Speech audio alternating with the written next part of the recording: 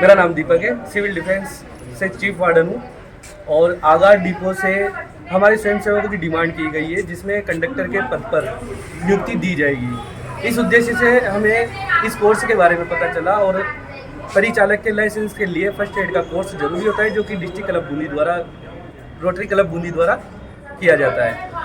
तो हमें जानकारी मिली, इसके बाद हम यहाँ पर आए और हमने फर्स्ट एड के बारे में जानकारी ली, जिसमें सीपीआर सबसे महत्वपूर्ण चीज़ थी, जो कि हृदय को पुनर्जीवित करने की एक प्रणाली होती है।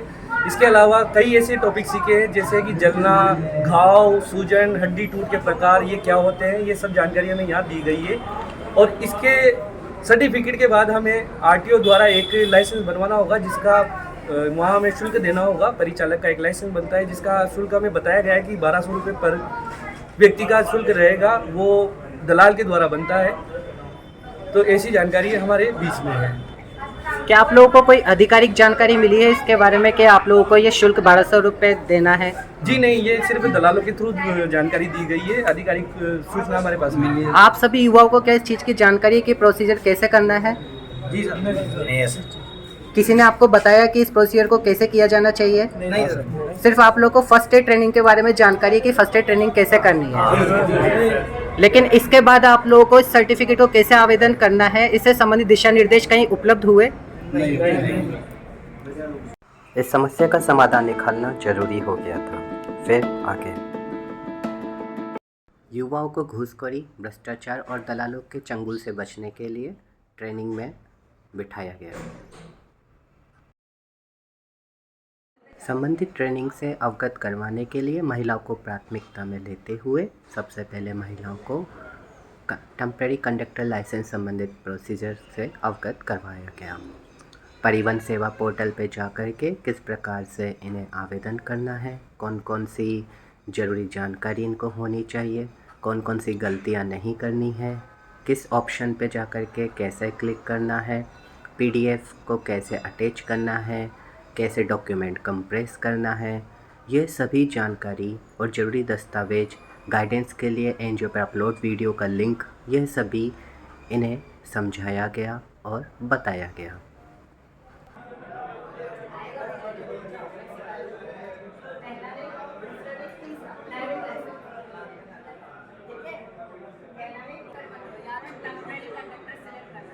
एक बेरोजगार युवा की स्थिति को देखिए। 1100 रुपये की फर्स्ट एड ट्रेनिंग, उसके बाद आने जाने का खर्च 1200-1500 रुपये दलाल को देने पड़ेंगे, वो भी एक टेम्परेरी कंडक्टर लाइसेंस के लिए।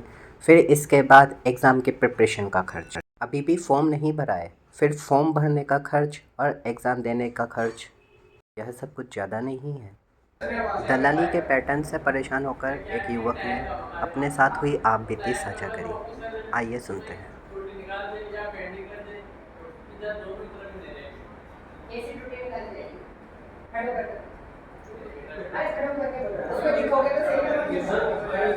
ये बताओ कि मैंने पहले ड्राइविंग लाइसेंस बनाया था, मैंने खुद ने मोबाइल से करा था, 250 रुपये चालान, 450 का चालान कटाया था और ये कर दिया।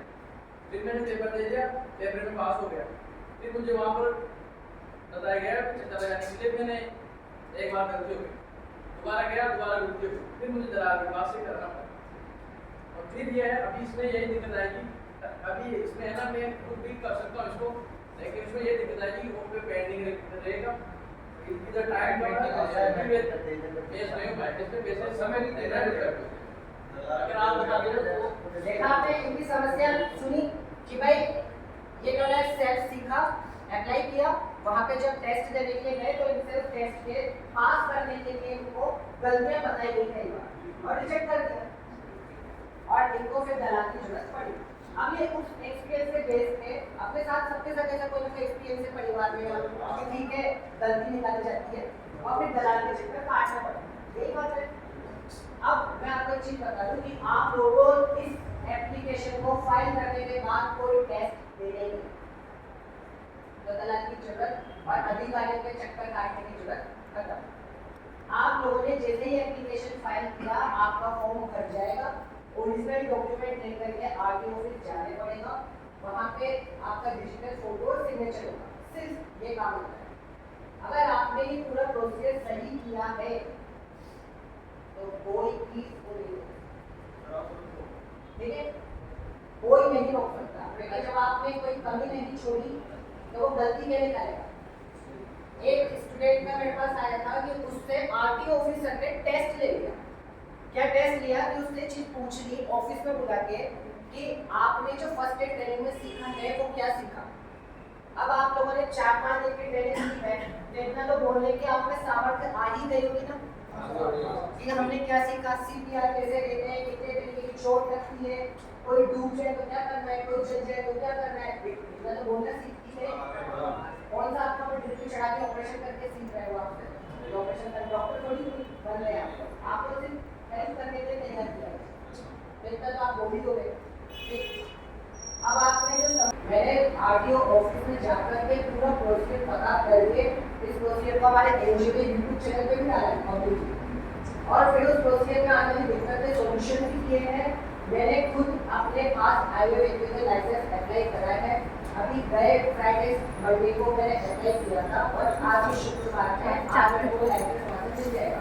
मैंने खुद का अप्लाई किया। अब जाकर के कैसा से लास्ट मैं बोला